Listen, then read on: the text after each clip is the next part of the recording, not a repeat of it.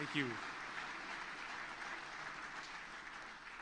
Jack, I can't thank you enough for that introduction, especially coming from someone like you, someone of your character and standing, and someone whom I hold in high regard. Thank you for that introduction.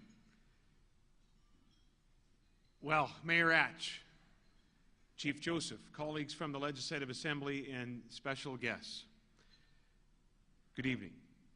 It is truly a pleasure to be with all of you here tonight. Let me begin by adding my thanks to those that have already been offered, to our dinner co-chairs, to Kathy and to David, to their team, to our team at the party for putting together this huge event, this important event for the Saskatchewan Party. And let me also just say tonight that I am very, very grateful that my wife, Tammy, could be with me. Because of her, I'm going to get her to stand up if she will. Tammy, she's not standing. There she is. Because of her business that she runs and her volunteer efforts and our kids, our three kids, we don't get to actually get to a lot of political events together. So it's great when she can come and when she can be here. She has most recently been active in the music festival in Swift Current. She's the president of the Swift Current Music Festival.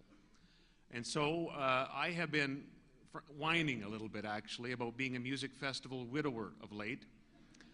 Usually I do the whining after I've come in off the road for 2 days and put down my suitcase, so it's not necessarily well received, nor should it be.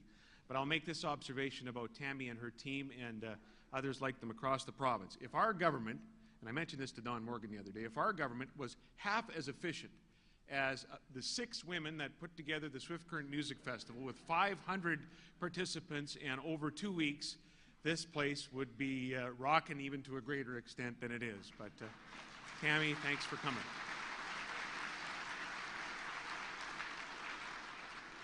Most importantly, I want to thank all of you for spending an evening with us. Thank you very much for being here tonight. I never cease to be amazed at how fast time is passing since the election in 2007.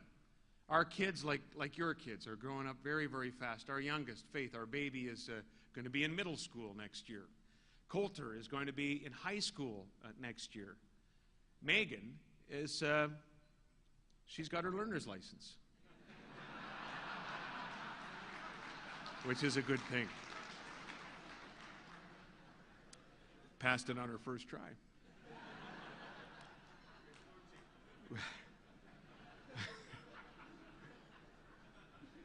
I think the Deputy Premier said good coaching, but I don't know what he's talking about.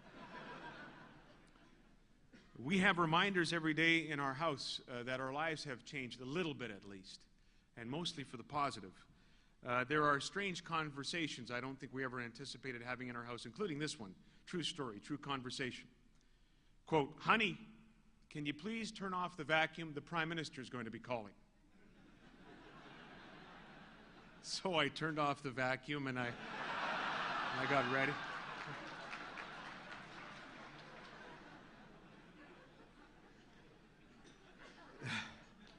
There are also many reminders each and every day as to just how lucky those of us are who are elected to represent all of you, just how lucky we all are to be serving at such a time as this, to be representing our Saskatchewan at this historic time in our province's history. And time is flying by. There's nothing really profound about that, I guess. But I do believe that the swift passage of time can blind us to just how far we have come in a very, very short period of time.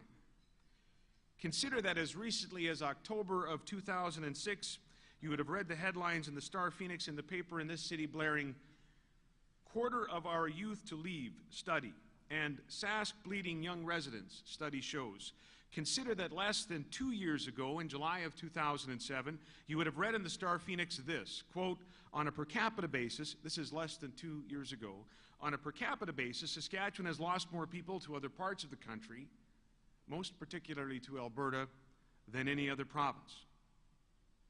Less than 2 years later, your Saskatchewan has posted a population gain year over year of 15,131. We are today 1,023,000 strong, growing faster than the national average.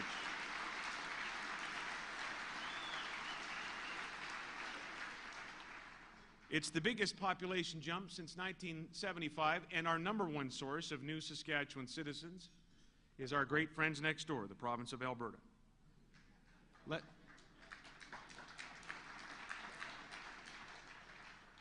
Less than 2 years ago, there were Statistics Canada reports, available again in your local paper and media, that highlighted the fact that Saskatchewan between 2001 and 2007 had posted the worst job creation rate in the country. Less than 2 years later, we're leading the country. Less than 2 years later, in fact, more specifically in March, last month of this year, the Saskatchewan headlines read, as they've read for a number of months now, Saskatchewan to lead the country in economic growth.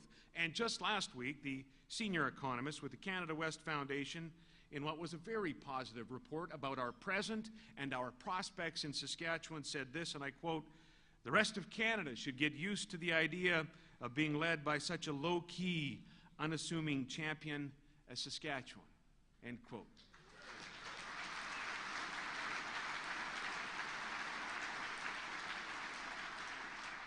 I love that quote, especially the unassuming part. Not so much the low-key, maybe, because I think we've got to make sure we're getting our message out. You know, it wasn't about maybe 3 or 4 weeks ago that I bought a GPS at a store in Regina.